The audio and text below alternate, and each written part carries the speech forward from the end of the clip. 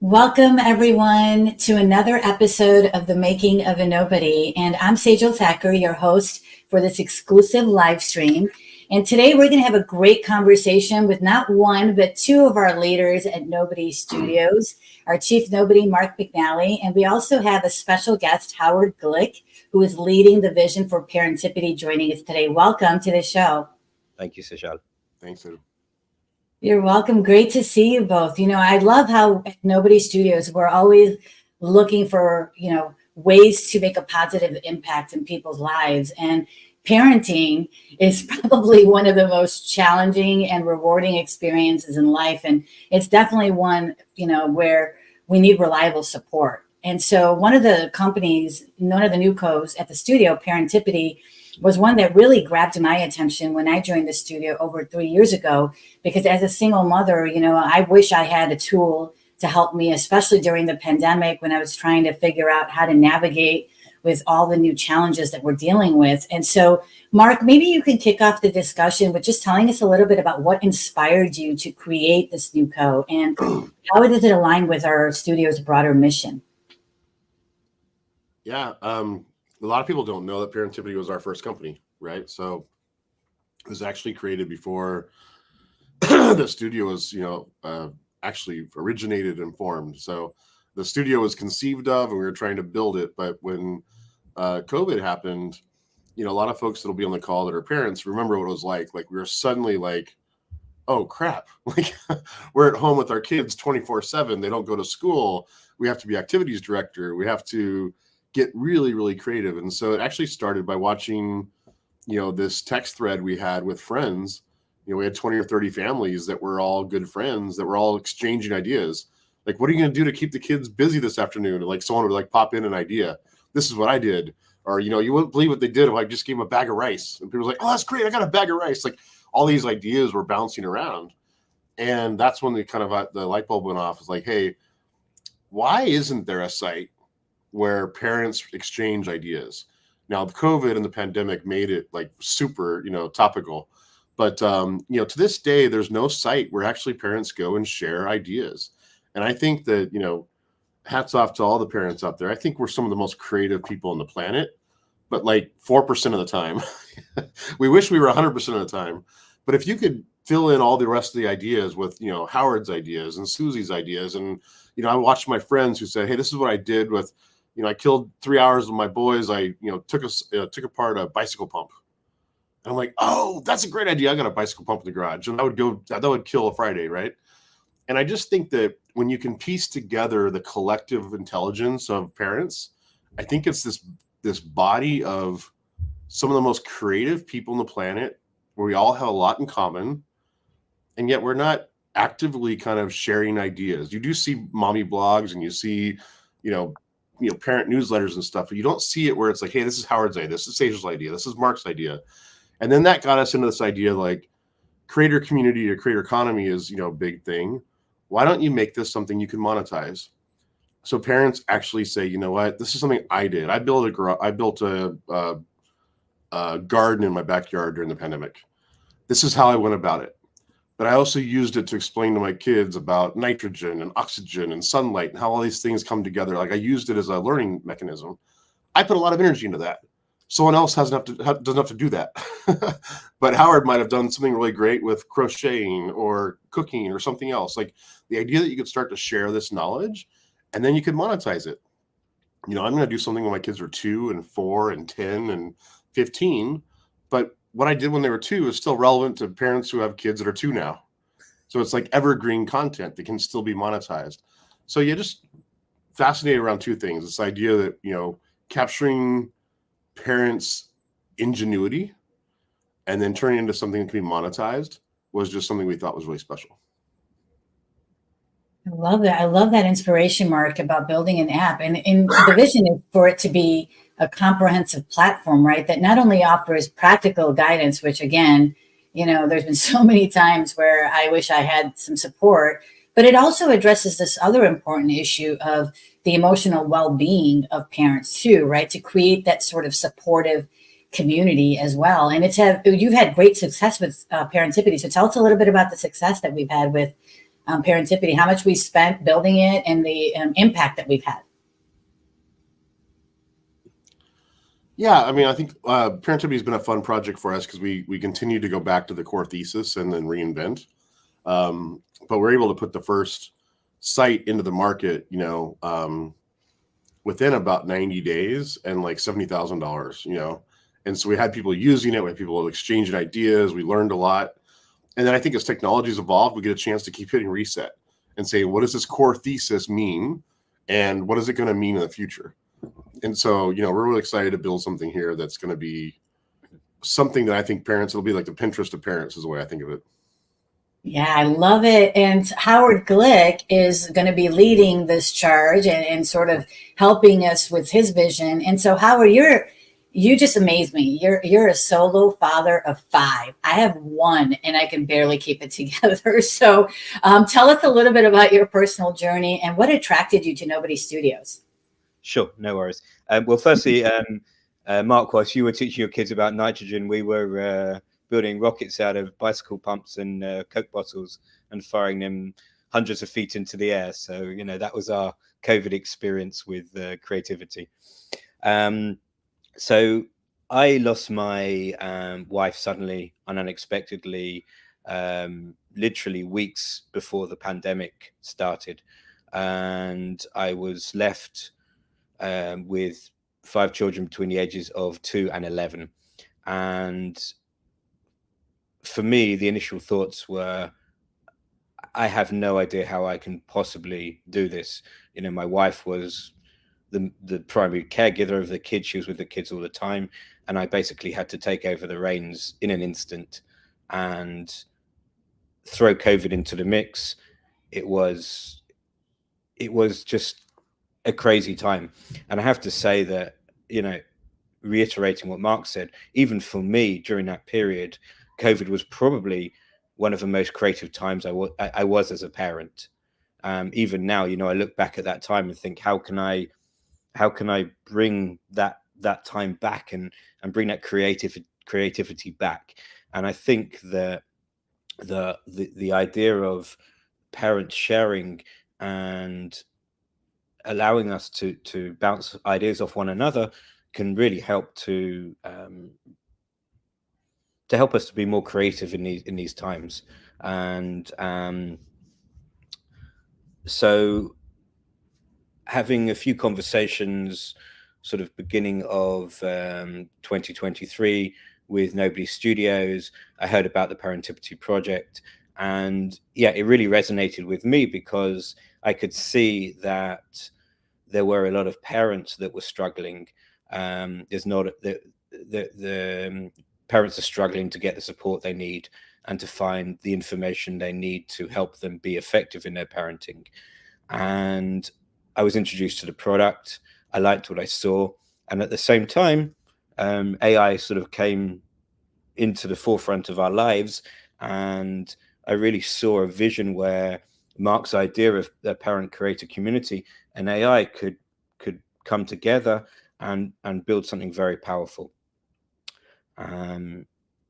So basically over the last few months, we've been building new iterations of a site to try and combine AI with the content creation element.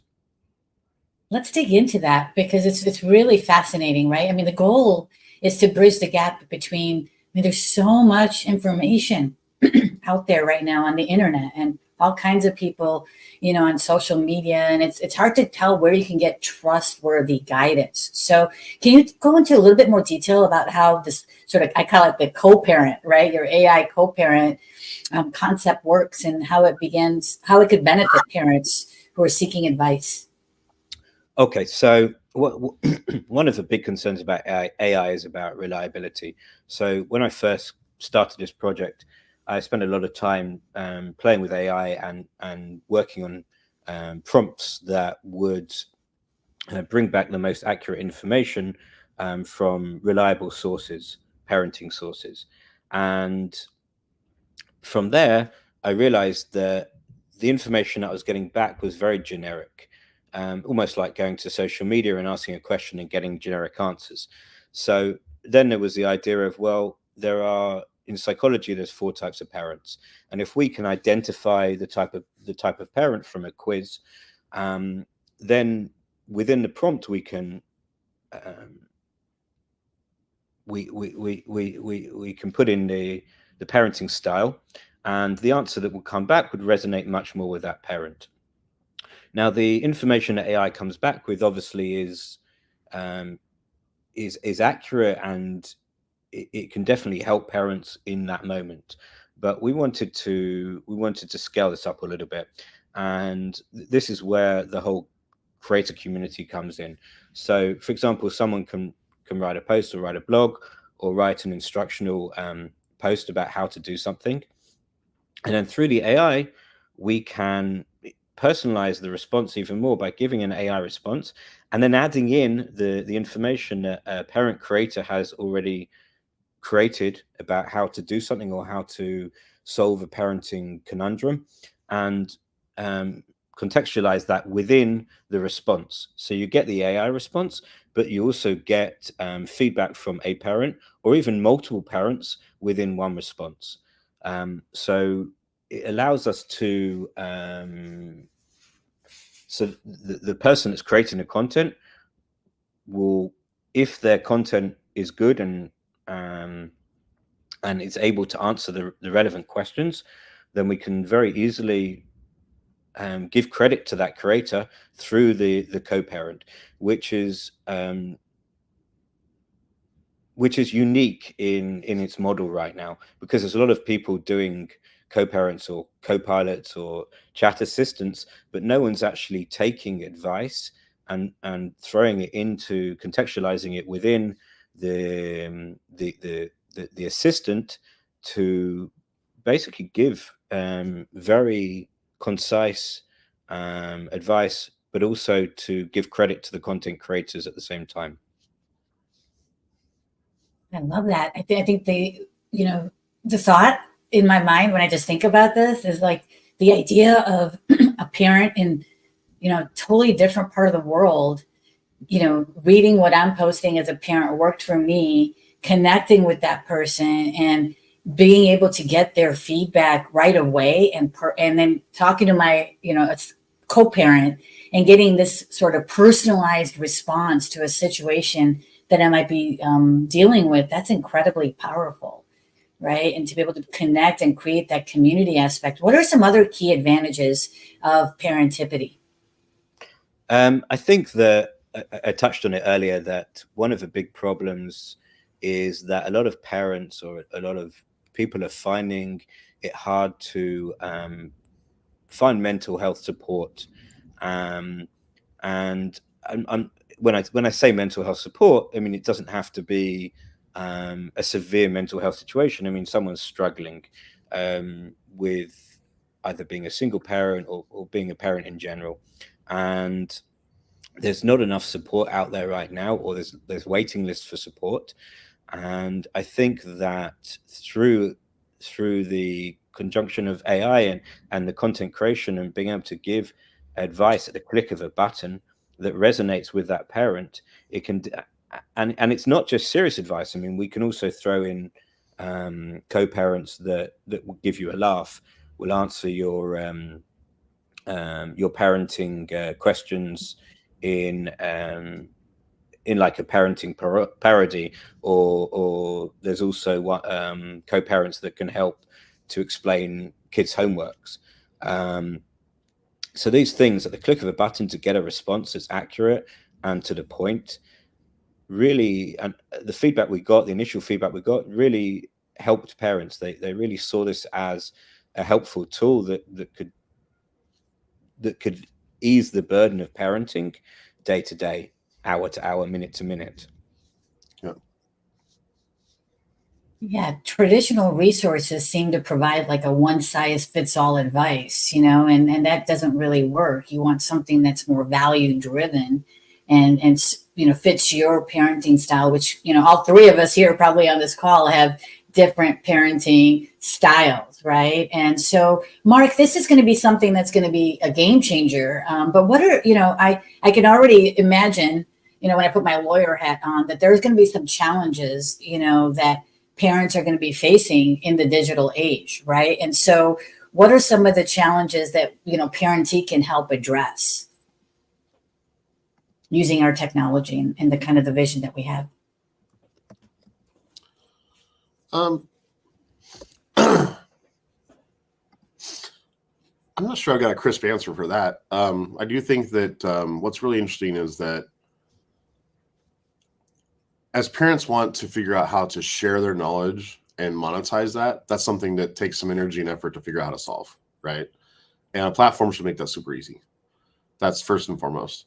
I also think it's really interesting to say, like, as you ask for advice from other parents, you potentially get into, as maybe if you put your lawyer hat on, there's disclaimers and other things you want to be made that says, this is just my experience. I'm not telling you this is the right thing to do. I'm not saying I'm trained. Maybe I am trained, but take this advice or this knowledge or this experience share as a data point. You make your own choices, right? So I think we can make that a safe place to share knowledge, but really put the accountability and the ownership back on the parent in terms of what they decide to process and what they decide to do with their kids.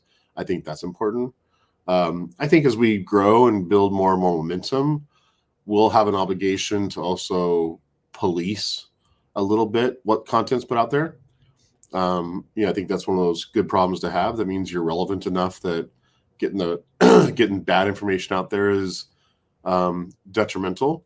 So, just like Facebook or Twitter or other people have, challenges of watching what's posted and figuring out what they will not allow. I think that'll be a good problem for us to be faced with, because again, it means we're relevant. But again, I think that the overall idea for me is if you create a safe environment to share knowledge, all the T's are crossed and I's are dotted, and you make sure the incentives are clear, and you just make it an easy place to share. I think that's a special place for us to build. And I want to actually add on to that in terms of parent creators through the platform will get recognition for the content they create. For example, if you go to social media right now, you can see that people are reposting other people's content. They're giving them credit, but it's not a financial credit. It's just you're crediting someone else, and then they're taking the credit for the engagement that comes back. And I can potentially see us almost being the Spotify of parenting information, where parenting creators will have their content within our site, and when their content is shown through the platform, they will get financial recognition for that. So therefore, we're protecting their rights as well. Yeah. Thank you, Howard. And what I was kind of referring to, and I was preparing to this was, I think as parents, we're sort of reluctant to share challenges on social media because of privacy concerns, right? We want to make sure that we're not revealing. Sometimes there might be some issues that we still want advice, and we want guidance on, but we may not want to reveal our identities. And like Mark said, for this to work, we have to make sure we create a safe space for parents to seek advice, without fear of judgment or exposure, or be able to at least control those aspects on who's seeing the content and what content is, addressing those concerns of data privacy and anonymity for users that want to still use the platform and get the advice, right? And so Matthew Davidson has been joining us. Want to raise this question and bring it to both of your attention. He's showing this for several. Thank you, Matthew, again for joining us. I love your feedback and questions. And he's got this question about, could blockchain be used to ensure correct credit attribution is given to the content creator, kind of like a UTM, you'd apply it to a URL. And then he goes on to say, also, the data and search responses will be a huge director and indicator of generational issues or concerns. This will be super interesting for studies across generations and also identifying gaps of knowledge for particular population groups. Super exciting. So do either of you want to add anything to Matthew's comments? Yeah, I'll take a swing. I think that's 100%. Like the whole idea, like one of the things that blockchain is good at that people don't realize is digital, asset creation and attribution and credit and control. And that's one of the things we've been talking about is like when we went into the AI spot, you can ask an AI bot a whole bunch of things and you're going to get information back. You'll get answers. Is it perfect? No, but it's just some interesting information. What we're trying to do is insert, parent additions to that, right? Parents' experiences, parents' tips. We call them tippities. So it's really interesting to have this hybrid of, you might have some general AI responses that are going to be helpful. But by the way, here's parents, here's Howard's, input, here's Mark's input, here's Sejal's input, and make sure you not just, use blockchain and other stuff to give the right attribution, but you also protect it so that that content contribution is not something that gets spidered and, ingested by AI. It's something that's, always going to be monetized by the person who created it. And that's the thing that we actually think has, implications across multiple companies that we'll build across the studio. But, parentivity is the thing we're solving it for first. Yeah, Howard, did you want to add anything about just sort of, just in general, I think where this conversation is going is right. And this is something that you and I talked about in the prep, the role of AI and how we see that evolving this entire space of parenting, over the next few years. I personally feel that AI is a very interesting space for me. I see AI as almost a tool that I've been waiting for all my life, because it really does allow you to do a lot more and do it much more efficiently. And I've seen over the last year how fast this space is moving, and we constantly need to keep on top of what's going on and what the competitors are doing and try and stay one step ahead of that. And that's where the combination of the content creation and the AI comes in, because this hasn't really been done, and also trying to find a way to ensure that content creators get the credit they deserve for the content they create. Because I think that there's a lot of content out there that is being repurposed by other people, and those content creators are just not getting their credit for that content. So we want to change that. We want to turn it on its head, and we want to ensure that credit where credit's due.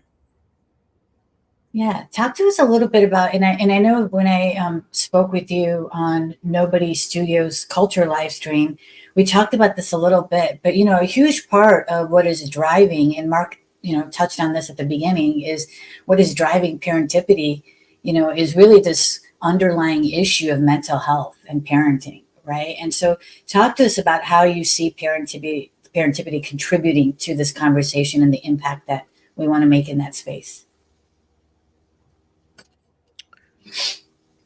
I think I touched on the mental health issue already, but for me, when I was going through the process I was going through after losing my wife, I found that a lot of the groups that I was joining just added to the noise of what was already in my head. And rather than being in a group of helpful people, all I had was people complaining about their situation, and it didn't really help me. So the way that I see this aiding parents, especially with mental health challenges, is that the advice is, again, can resonate much more with that parent and their particular parenting style and their particular children. I mean, we can even build profiles of children, of who their children are, and the question could be answered with sensitivity towards their kids. So the answers that can come back are very concise and allow parents to put action to particular issues in that moment, instead of having to listen or try and go through hundreds of other messages that someone else has written to try and help you address that problem. So we're trying to really bespoke this information to parents' particular challenges, and not general challenges, but each challenge. And I think that it's very relevant in this day and age, especially with the amount of noise that we have through social media. I guess I would say the commonality we have as parents is that there's very, very, very few cases that you're dealing with something as a parent that someone else hasn't already dealt with.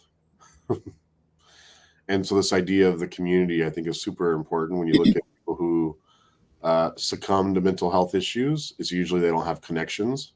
It's usually they don't have support. They usually don't have a community around them. And folks that power through mental health, darkness, usually do it through connections and community. So I look at it as it's really hard to imagine a parent problem that is unique to you. And so it's comforting to find thousands of people, tens of thousands of people who maybe be in a similar situation, or at least something that's relevant. And I think that that's a lifeline through, darker moments. Yeah, absolutely. I mean, for me, when I look at parentipity, and what excites me the most about the future of it is, one thing that I'm super passionate about, Mark, and you and I've talked about this when we talked about one of our other new co's is, mental health challenges. I think one of the ways we reduce the stigma, right, and promote mental well-being is by creating these spaces, right, where people can have open conversations and really talk about the issues they're dealing with, and other people have dealt with similar challenges. So I think that's what excites me about the future, is having this sort of community, supportive community, where people can, reach out to one another when they need help, and to get those personalized responses right away when you're dealing with something. When you're in that situation, you're stressed out.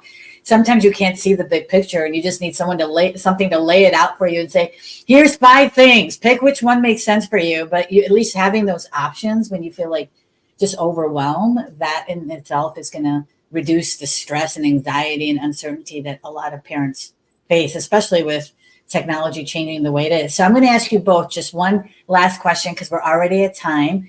Can you just talk about one thing? What is the one thing that excites you the most about the future of parentipity? Howard, I'm going to go with you first. What excites me about future parentipity is that I think technology is moving at such a crazy rate right now, that we have so much, we have so many possibilities of where we could go, that really it's very exciting to see how we can transform the parenting space with technology. And I think day by day, week by week, month by month, it's moving at an amazing pace. And I don't fear AI. I think that I feel if we use it as a tool correctly, it can be an amazing support for parents. Yeah, and before we hear from Mark, one more question, Howard. What we have lots of people signing in that were reached out to me beforehand about this topic. Lots of people want to contribute. What are some of the immediate needs where you need support? So if somebody's listening and they're like, I want to jump on and I want to support Howard in this mission, what are some of the areas where you need support, and how can people get a hold of you so that they can talk to you about what your needs are and how they might be able to support you? Yeah, so basically we've got a platform right now, and we're very close to combining the AI and the content creation together. And we'd really love parents that would be willing to help us to test our theory of how this works, and give us some feedback, whether this is the way that they see. Yeah, just feedback on where we're going with this, really. And they can reach me through LinkedIn or through my email, howard@parentipity.com. All right, people, reach out and blow up Howard's inbox. He just asked for help on this game changer new code that we're building at Nobody Studios. Howard, thank you so much. Mark, let's hear from you. What is the one thing that excites you the most about the future of parentipity? Yeah, I think I just combine the segue what you just said. I think it's about the community. So, people that reach out and have ideas, passions, want to contribute. We're also building a team. This will be a fast mover for us. So people who have inspiration, ideas, background, want to, get involved at any level, now's a great time to reach out and start the dialogue. So yeah, we're excited about where we're going, and the team will make the difference. Awesome, everyone. Well, you heard it both from Mark and Howard. We want to really take this new and really help parents in their time of need and really give parents an opportunity to get compensated for the content that they're creating and sharing with our community. So reach out to Howard. He's on LinkedIn. And Howard, what is the best email for you real quick so people can email you? Howard@parentipity.com. Perfect. Parentipity, IPITY.com. Be careful what you ask for, Howard. Your inbox is going to be blowing up, which is exactly what we want. Thank you, everybody, for joining us on this awesome episode. If you've missed our prior episodes, don't forget you can catch all of them on our YouTube channel. And if anything that we said to you about Parentipity or Nobody Studios, is resonating with you, check out our website. We've got many other companies that we're building and trying to make a massive impact. So we're going to need a lot of people, a lot of talent, a lot of money, and a lot of influence to build 100 companies in the next 5 years. So join the journey. Thank you again, both Howard and Mark, for joining me today. And Mark, I'll see you next week. Thank you very much. Okay. Bye, everyone. Bye.